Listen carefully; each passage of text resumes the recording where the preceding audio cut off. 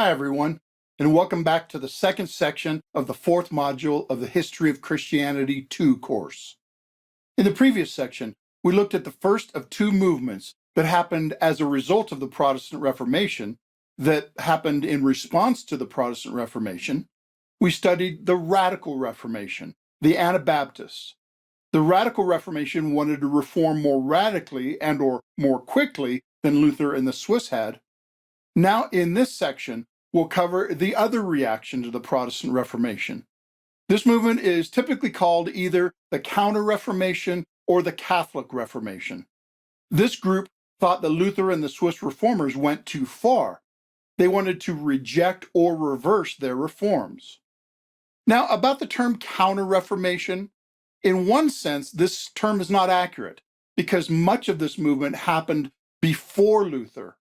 Remember, there had been people advocating for reform in the Roman Church long before Luther. Yet, in another sense, this term is accurate because after Luther, much of the movement for reform was aimed in reaction to the Protestants. So in this section, we'll look at two parts of this larger movement corresponding to these two realities. And I'm going to describe this overall movement as Reformation without protest. We'll talk about many ways that this part of the church changed. It did reform, but it stayed within the Roman Catholic Church. That is, this movement did not protest against it or break from it like Luther, Zwingli, Calvin, and the Anabaptists had done. But first, we'll look at the timeline to put these people and events in the context of things we've already looked at in the previous history. Queen Isabella lived from 1451 through 1504, and her reforms began around 1495. Ignatius Loyola lived from 1491 through 1556, and the Society of Jesus was officially founded in 1540. Teresa of Avila lived from 1515 to 1582, and John of the Cross was 1542 through 1591, and the Council of Trent met off and on from 1545 through 1563. And then at the end of this section, we'll warp forward to look at one item that happened 4 centuries later, because this latter event is connected to the things we're examining in this section, and that is the Second Vatican Council, which took place from 1962 through 1965. Those are the names and dates. Now we'll explore their activity and significance in more detail. As I mentioned earlier, there were two main parts of the Catholic Reformation. There was an internal reform of practices. They took what they were doing seriously and they tried to root out corruption and half-heartedness. And second, there was a reaction to external forces. That is, they reacted to Luther and the Protestants. An example of the first part was the Spanish Reformation under Queen Isabella and Cardinal Cisneros. This was the same Queen Isabella who sent Christopher Columbus to the New World. She and her husband, King Ferdinand, were examples of the rise of powerful monarchs in this period. In parts of the Middle Ages, the kings were weaker than the popes were politically, but that began to change, and so there were sovereigns who could now resist the power of the corrupted church. And that was basically the only thing that could bring about the reforms that everyone wanted. The institutional corruption had too many interests in keeping things the way they were to allow for reform. Queen Isabella and her religious advisor, Francisco Jimenez de Cisneros, made great strides toward correcting corruption and rooting it out of the churches under their authority in Spain. They took over some decisions about the church in Spain, taking that power away from Rome. They insisted that clergy and monastics live up to the ideals of their offices and remove those who continued in immorality or neglect of their duties. And they also made strides towards renewing learning along the lines of the humanist Erasmus. For instance, Cisneros founded universities and made the Bible more widely available in Greek, Hebrew, and Aramaic for study in the original languages. And this reform included the continuing impact of the Inquisition in Spain. We've already examined the Inquisition in the medieval period in the earlier history course, but this continued in Spain, and it aided the seriousness of the reform. Spain had only recently completed the expulsion of the Muslim invaders from its lands, and it worked to deport or convert those who still had Muslim sympathies. And the Inquisition was also turned against the Protestants, both in Spain and in other parts of Europe, and other minorities who would not convert to Christianity. The church in Spain was also impacted by mystic reforms of the monastic orders. Two of the primary leaders were Teresa of Avila and John of the Cross. They worked towards renewing the half-hearted monastic life back to wholehearted devotion. They did this through a return to the ideals of poverty and asceticism, but also through mystic practices modeled after the mystic experiences of their leaders. Now, let me explain what I mean by the terms mystic and mysticism. That is, what are the ideals and practices which these two people concentrated on? Well, they spoke about their visions and dreams, where they somehow had an immediate experience with God. Now, this kind of thing did occasionally happen in the Bible, where God revealed himself in this way. And there are also many examples of this kind of thing in pagan religions that came from false gods. We have no independent way historically to know exactly what Teresa or John experienced. We can only know what they told us. And they both put a lot of emphasis on their personal experiences with God and suggested others follow their example. I want to just suggest two principles that I think are helpful when we think about this kind of phenomenon. First is test everything by Scripture, and test these kind of experiences with the criteria that the Bible gives us to test these kind of things. And second, beware of making our experiences, whatever they are, more of a primary and functional authority than God speaking through the Bible. Our experiences are subjective and open to deception. The Scripture revelation is objective, and we can always go back to check what was actually written. Now, to be clear, I'm saying this as a general principle. I'm not trying to prejudice our understanding of Teresa or John one way or another. Because to be honest, I have not taken the time to read enough of either of them to form an opinion one way or the other. Teresa had visions and spoke of an enraptured love of God and prayer using the metaphorical figure of a castle, where prayer leads people from the outer rooms to the center chamber of complete intimacy with God. She wrote and counseled other monastics, attempting to teach people to pray in such a way as to have a deep, intimate encounter with God similar to what she had experienced. And John was recruited by Teresa to help in her monastic reforms. He also was a mystic, and he concentrated on embracing suffering. He coined a famous phrase, the dark night of the soul, as the title of a poem he wrote about his own experience of suffering and the testing of his faith that came through that experience. These two started new convents and monasteries, and their followers were known as the discalced, which means barefoot, because they wore only simple sandals on their feet. This was an example of their rejection of luxury for poverty and simplicity. They embraced the ideals of monastic life from the Middle Ages that many of their contemporaries had rejected or ignored.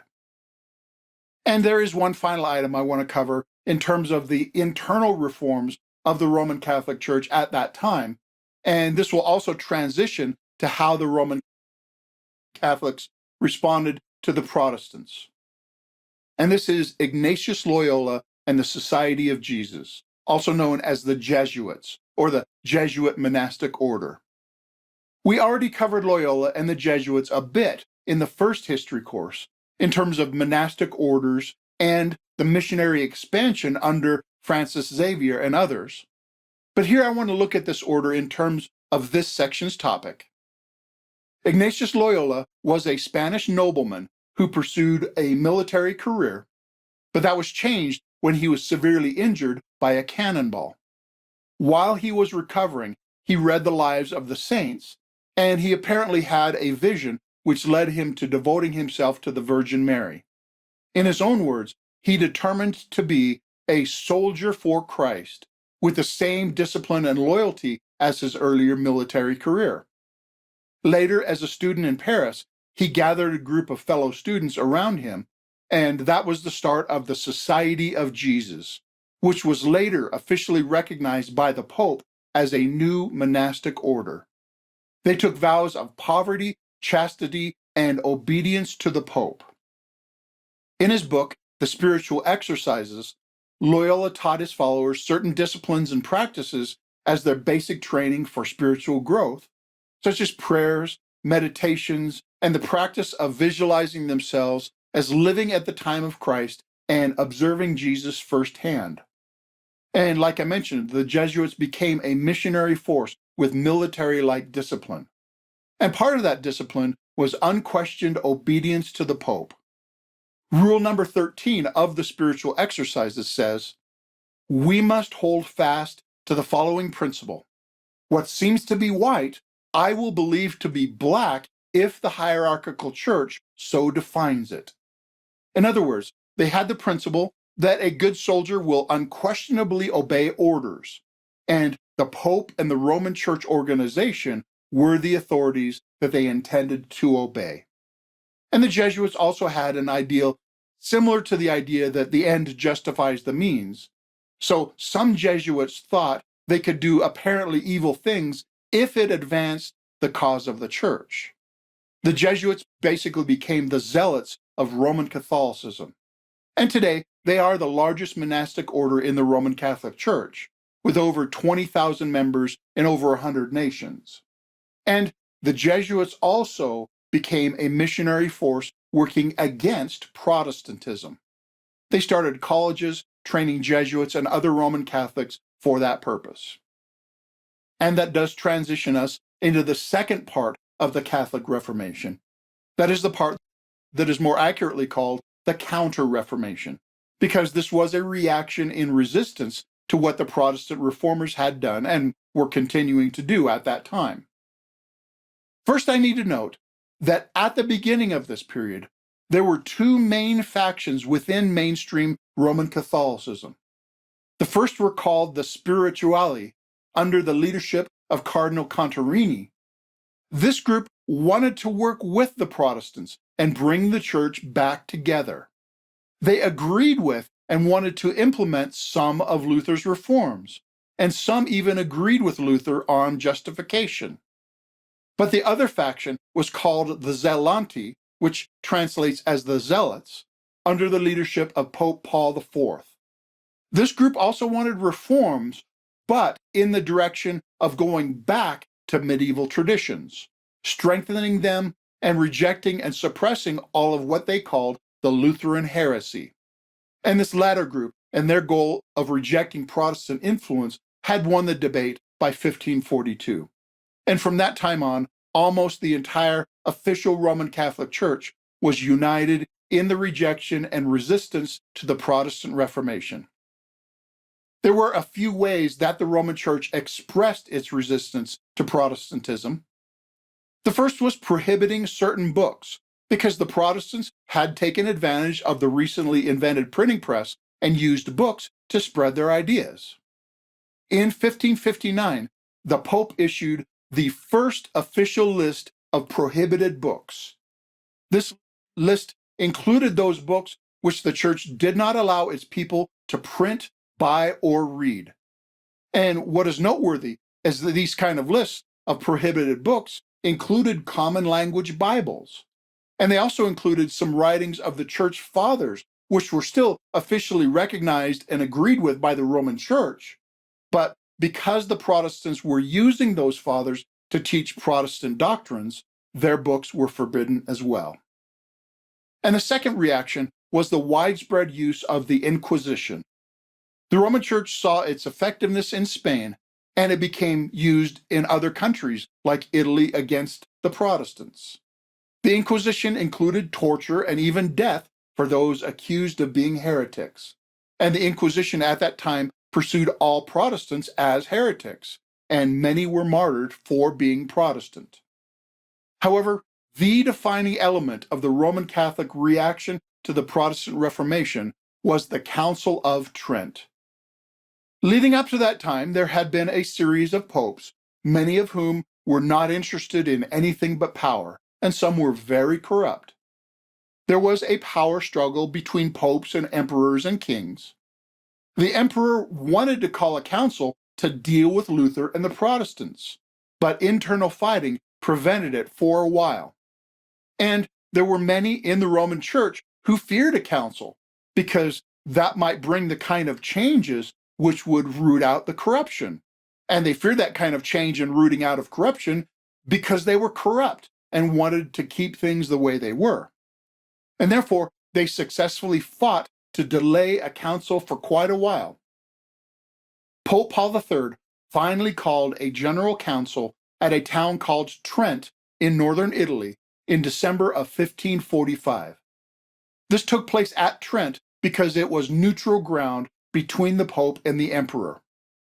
Paul III was corrupt, and he did not implement any of the changes that were suggested. But the council met off and on, mostly off, for almost 20 years. It lasted until 1563 under Pope Pius IV. The stated goal of this council was rooting out of heresy and the reform of conduct. That is, its purpose was twofold: to work against the Protestants and to reform the behavior of the clergy. The Council of Trent basically discussed every issue of theology that was raised by the Protestants, and they rejected all of them. Some items of medieval theology that had only been traditional before that time became official at the Council of Trent, and this was in reaction to Protestants who had questioned or rejected those particular portions of traditional teaching. For example, in the medieval period, the relationship of Scripture and tradition was not officially defined. Even though Roman Church tradition was given authority, there was no official declaration of the reason why. But in response to the Reformation idea of sola scriptura, church tradition was officially defined as an authority in the Roman Catholic Church at the Council of Trent. And the uniformity of the church was solidified as the unquestioned norm. In other words, the Roman Church more strictly defined and regulated the life and worship of all churches under its authority, so that every doctrine and practice was the same for all Roman Catholics. The message of the Council of Trent was basically, it's the Roman Catholic way, or, well, no other choice was given. This is the way you will do it. And the Council of Trent set the tone for the Roman Catholic Church until the latter part of the 20th century. Now, let me give you a taste of what the Council of Trent decided and formally decreed. On the topic of Scripture, they said, the purity itself of the gospel be preserved in the church, and seeing clearly that this truth and discipline are contained in the written books and the unwritten traditions, the church receives and venerates with an equal affection of piety and reverence all the books, both of the Old and New Testament, seeing that one God is the author of both, as also the said traditions preserved in the Catholic Church by a continuous succession. So they said that Scripture and tradition are two equal authorities. However, as we saw in the History of Christianity 1 course, that kind of tension cannot hold for any length of time. Like Jesus said, you cannot serve two masters. One will always win out over the other. So we need to ask, which is the primary authority, Scripture or tradition? Which is the functional authority, the Bible or the Pope? It is always important to guard our primary functional authority. And the Council also declared that the Latin Vulgate is the only authorized version of the Bible. And this, of course, discouraged or even forbade translations in the common languages of the people, like the Protestants had provided. And then, on the topic of justification, the Council said, without any merit existing on their parts, they are called that so they who by sins were alienated from God may be disposed through his quickening and assisting grace to convert themselves to their own justification by freely assenting to and cooperating with that said grace. And if anyone says that by faith alone the impious is justified, in such wise as to mean that nothing else is required to cooperate in order to the obtaining the grace of justification, and that it is not in any way necessary that he be prepared and disposed by the movement of his own will, let him be anathema. Now, the word anathema means cursed. So anyone who doesn't agree with this pronouncement, anyone who basically believes sola fides, which would include all Protestants, was rejected and cursed by the Council of Trent. And the council also said about justification, if anyone says that men are justified either through the imputation of Christ's righteousness alone or through the remissions of sins alone, let him be anathema. And if anyone says that the justice received is not preserved and also increased before God through good works, but that the said works are merely the fruits and signs of justification obtained, but not a cause of the increase thereof, let him be anathema.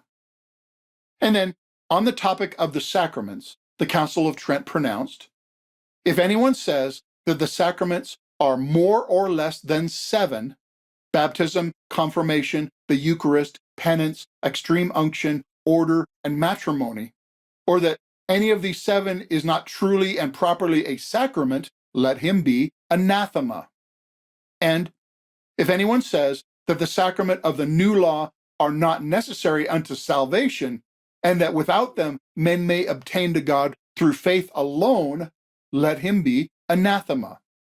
And if anyone says that in the Roman Church, which is the mother and mistress of all churches, there is not the true doctrine concerning the sacrament of baptism, let him be anathema. And then, if anyone says that the satisfaction by which penitents redeem their sins through Jesus Christ are not a worship of God, but traditions of men, which obscure the doctrine of grace and the true worship of God and the benefits itself of the death of Christ, let him be anathema. The Council of Trent clearly reaffirmed the ideas of transubstantiation in opposition to the Protestants. And then, on the topic of marriage, Trent pronounced, if anyone says that clerics constituted in sacred orders or regulars who have solemnly professed chastity are able to contract marriage, let him be anathema.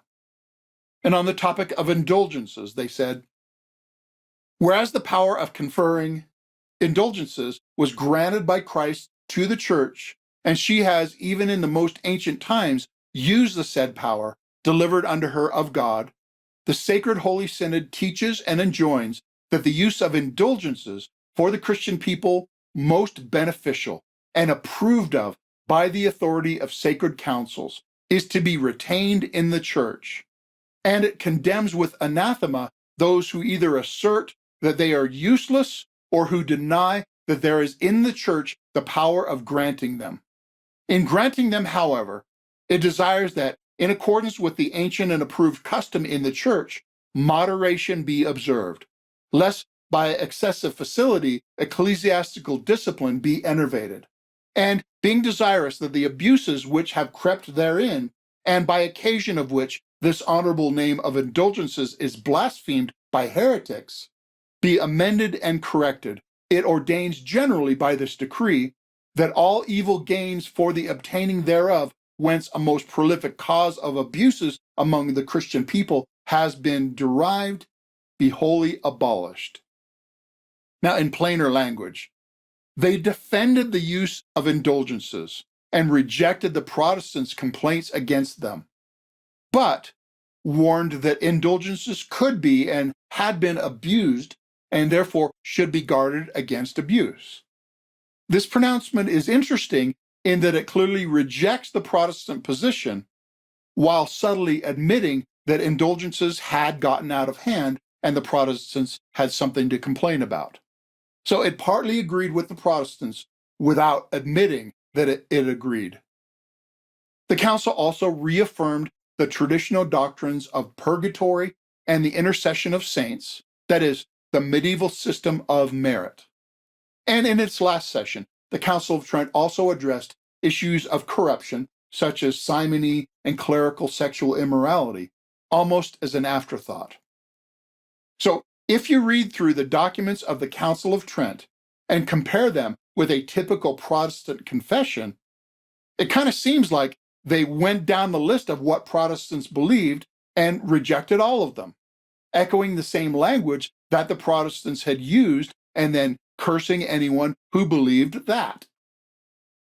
Now, at first, even among Roman Catholics, the response to the Council of Trent was mixed. Some agreed, but some rejected their conclusions at first. Some of the rejection was for political reasons, but some thought they went too far in rejecting some good things the Protestants taught. But eventually, all Roman Catholics affirmed the Council of Trent as official Roman Catholic doctrine. And so the Council of Trent ended any hope of Protestants and Roman Catholics reuniting the Church of Europe, similar to the Great Schism hundreds of years earlier. This basically finalized the break between the Protestant and Roman Catholic churches. It made abundantly clear that Protestants and Roman Catholics don't believe the same things. Of course, there's always been a lot of overlap and agreement in some doctrines, but there are significant differences as well. They're certainly not the same. Those are the two main movements of the Catholic Counter Reformation: some movements of reform within the Roman Church and a firm rejection of Protestantism. Now, I want to say just a brief word of evaluation. And the best phrase I can think of in evaluation of the Counter Reformation is, it depends. It all depends on if the Protestants were right or if the Roman Catholics were right. It depends on the truth and or godliness of the things they wanted to reform toward and the things they wanted to move away from. To the extent that they reformed from the bad toward the good, obviously that was good. But to the extent that they rejected the good and affirmed the bad, that was bad. So to evaluate the Counter-Reformation, we would need to evaluate all the doctrines and practices that they affirmed and or rejected. However, that does not yet get us to the core of the issue, because in order to evaluate all the doctrines and practices, we need to ask about the primary functional authority used in that judgment. This is really the main issue in this overall debate at that time, and it is a central issue for our lives as well. If our primary functional authority is in popes or councils or traditions, then our authority is only as good as the quality of the popes or councils or traditions, and none of them are perfect. But if our ultimate authority is God speaking through his inerrant word, then our authority is sure and certain. So choose your ultimate authority carefully. Now finally, I want to fast forward 400 years or so after the Council of Trent. Earlier I said that the Council of Trent set the tone for the Roman Catholic Church until the latter part of the 20th century. Now I want to talk about an event in the latter part of the 20th century which changed that. And this is the Second Vatican Council, which is also known as Vatican II. There certainly was a lot of history in the Roman Catholic Church in the meantime, which we can't cover in this survey course. But in all of that history, the Roman Catholic Church officially continued along the course set by the Council of Trent until Vatican II, which then made some changes. Therefore, Vatican II was the most influential event in the Roman Catholic Church since the Council of Trent. The council was called by Pope John XXIII in 1959. Now, it was not called for the purpose of making changes, but there was enough desire for change within the Roman Church that this council basically snowballed into the reworking of many positions that had stood for centuries, going back to the Council of Trent. And as a result, there were many adjustments to the Roman Catholics, which included changes in the Mass, the liturgy of the Church. As a result of Vatican II, they now allowed a greater variety of worship forms and rituals, changed to fit local cultures, and not a one-size-fits-all standardization. And for the first time, the Mass was allowed to take place in the local languages instead of only in Latin. And so there were local variations in the liturgy and ceremony. Vatican II said, if certain locales traditionally use other praiseworthy customs and ceremonies when celebrating the sacrament, this sacred synod earnestly desires that these by all means be retained. So, for example, the Mass in Hong Kong could now be different from the Mass in South America, reflecting the local customs in each place. And overall, this made the liturgy more accessible and meaningful to the people, especially the use of the common language. But I think the most dramatic change was that the church finally became open to the people reading the Bible in their native languages. The church relaxed their earlier insistence that the ordinary people be discouraged from reading the Bible for themselves, and then only allowed to read it in Latin. So as a result of Vatican II, the Bible was officially allowed to be read in the various local languages. And along the same lines, there was much more openness to the involvement of the people of the church, and some decentralization away from everything being done and controlled by the clergy and church hierarchy. One priest who was involved in Vatican II said, the greatest legacy of the council was the empowerment of the laity and the corresponding reduction in the relative power of the clergy and the magisterium. Notice that these issues reflect some of the same issues that we saw raised by the Protestants. And a lot of these changes may sound familiar.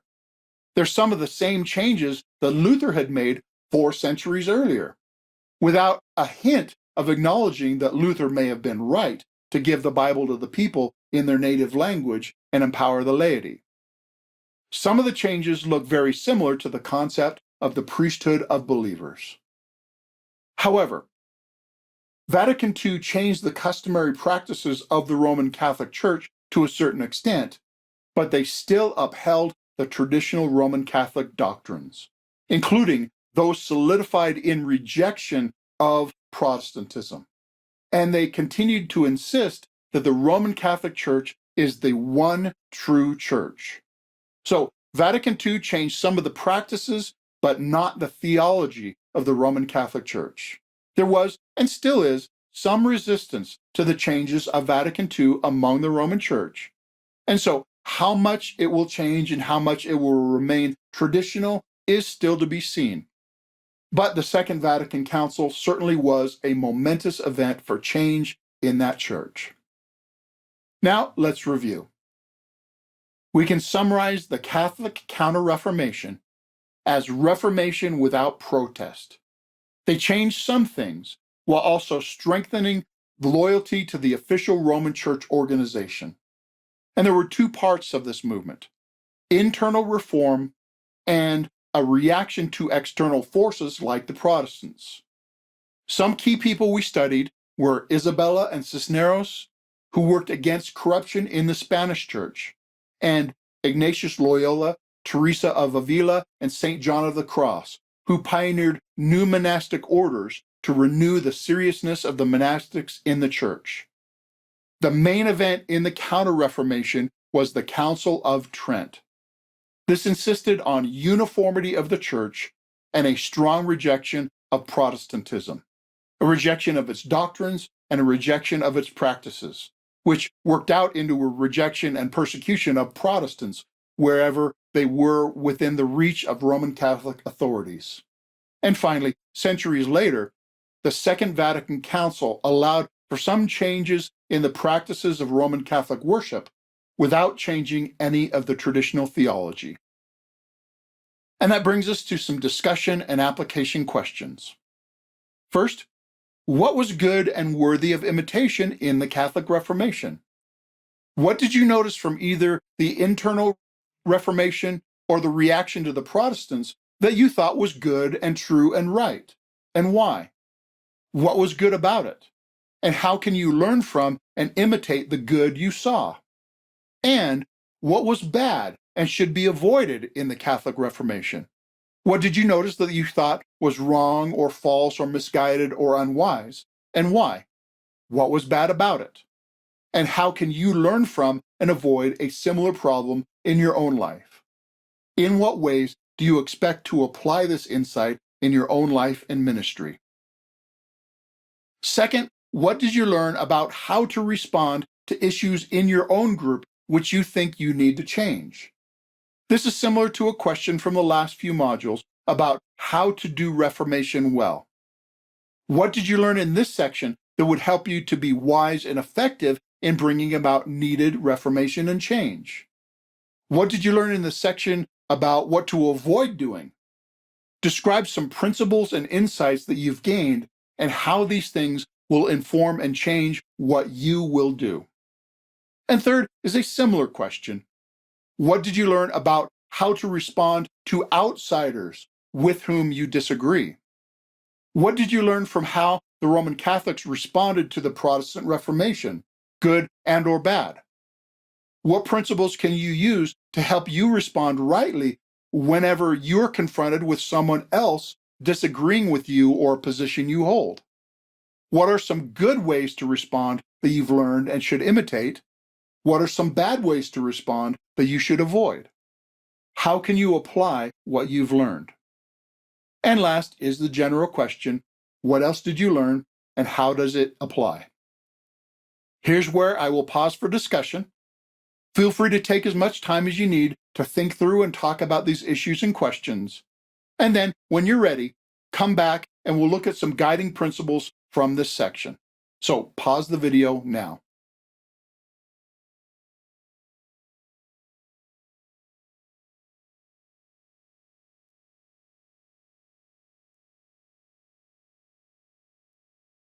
Okay, we're back and ready to look at some guiding principles that we can learn from studying the Catholic Counter Reformation. The first is just to remind you of some of the general principles from the previous sections which still apply to this section's material. I'll just list them as a reminder, and if you need to refresh the definition, you can review the previous section. We should distinguish the core from the peripheral, pick your battles. We should change wisely, which sometimes means change slowly and carefully. We should initiate change with truth and convincing people, not through coercion, manipulation, or violence. We should test everything and keep Scripture as your primary functional authority. Those are just a review of some good principles that still apply to this section as well. The second principle is that we should be humble and open-minded. It is easy to look at the Council of Trent and conclude that they didn't give even Luther's ideas even a chance. They were so convinced that they were right and the Protestants were wrong, and that's basically the end of it. Well, the history is more complicated than that, but there's some truth in that kind of conclusion. But even if that were the attitude they had at that time, we have no ground to look down on them, because we are just as liable to do the same thing, and we should guard against it. We should all be humble and suspicious of our own ability. None of us are without error. None of us have God in our back pocket. Every one of us suffers from the blinding effects of arrogance, prejudice, and sin. So we should be open to being corrected when appropriate. And yet, at the same time, we need to be discerning. We should not be open to everything. We should not believe anything and everything. I don't need to give a full and complete hearing and thorough consideration to those who advocate for genocide or pedophilia. Nope, I'm not going to go there. There are some things we should not even consider. There is a wisdom to be open and humble where appropriate, and a wisdom of being skeptical and closed where appropriate. Our minds should not be so open that our brains fall out, but neither should we be so arrogant that we cannot learn and grow. And related to that is the next principle. that we should not be blindly reactionary. We should not let ourselves get caught up in a pendulum swing of rejecting everything that the other side says and does just because the other side said or did it, so that we become just as unbalanced in the opposite direction. There are people today who are known more by what they are against than by what they are for. And we should never let our enemies set our agenda or our beliefs, even negatively. That means we should reject what is untrue and bad about our enemy's position, but we should also agree with whatever is true and good about what they believe. And we don't believe it because they believe it. We believe it because it's true. And we don't reject something because they accept it. We reject it because it's false. Our driving authority is not just to reject someone else's position or practices. Our driving authority and goal is to conform ourselves to the truth as God has revealed it. We compare ourselves and measure ourselves by God's truth and not by the people around us, neither those on our side nor those on the other side. So don't swing the pendulum from extreme to opposite extreme, but aim for what is right and try to stay there. The next principle is a concept I call priority and proportion. This is related to the idea of picking your battles and theological triage, which we addressed in the last section. There are some things that are more important and more urgent than others. Some things are core, some are peripheral. Some things should be more of a priority in our lives. But that does not mean that the top priority should get 100% of our time and attention.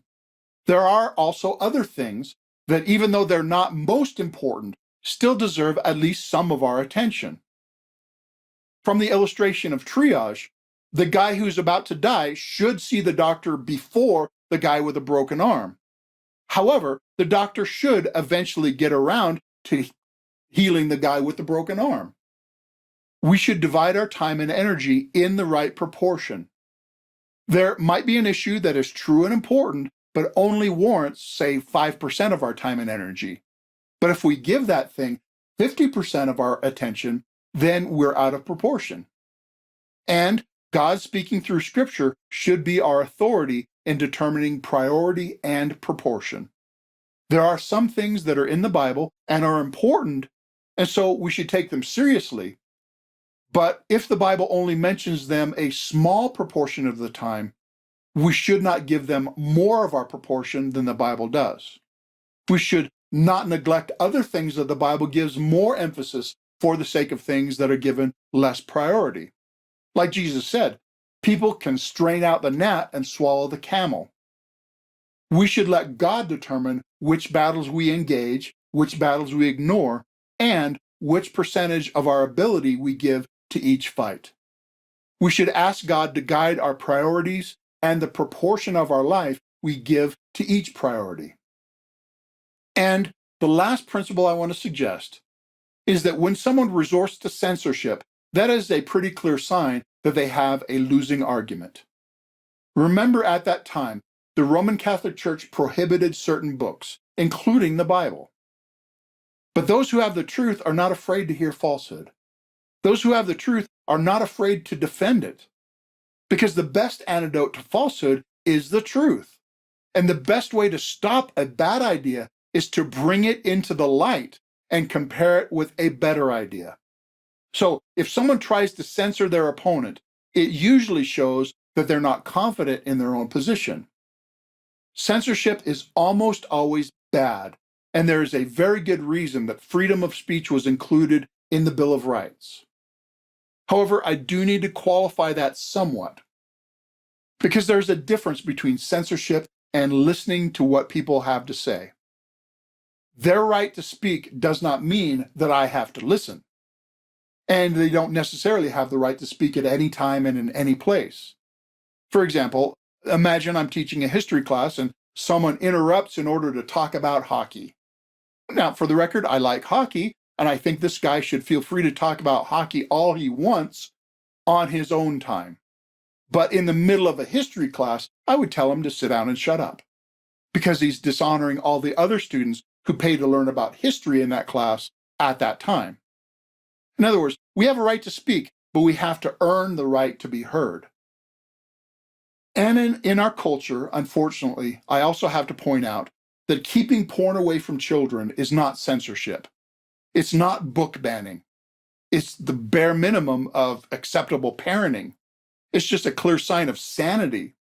And it's also a very conclusive test to weed out those kind of people who should never be trusted around kids. Now, one final thing I need to say. Some speech really is hateful. And yet, the concept of hate speech should be rejected. Usually that phrase is just code for speech that someone hates and wants censored. But what right does someone have to decide and tell everyone else what is hateful and what is not? They are trying to take a right for themselves that they are refusing for others. And even speech that is genuinely hateful should be allowed to be spoken in order to prove that it is hateful, and so that those who say it will be shown for what they are and hopefully be ashamed and shunned, and proved wrong by comparison with someone else speaking the truth in love. Now, there's a whole lot more I could say on this topic, but I'll stop here and summarize the point. In general, those who want to censor others are often proving that their argument is weak and does not stand up to the challenge. Now, as usual, the history of this era and the variety of the Roman Catholic responses is larger than we could cover. I encourage you to dig and explore deeper on your own if you're so inclined. But I hope you now have at least a survey overview of the concepts and events of the Catholic and Counter Reformations. And I pray that God has given you insight into the relevant principles that you can learn from this to live more wisely in your own time and situation. In the next module, we'll look at the last historical events that make up the Protestant Reformation. And this is the separate but related changes that happened in England and the English Church around the same time as the reforms we've already studied. And I'm excited just thinking about it. Thanks for watching.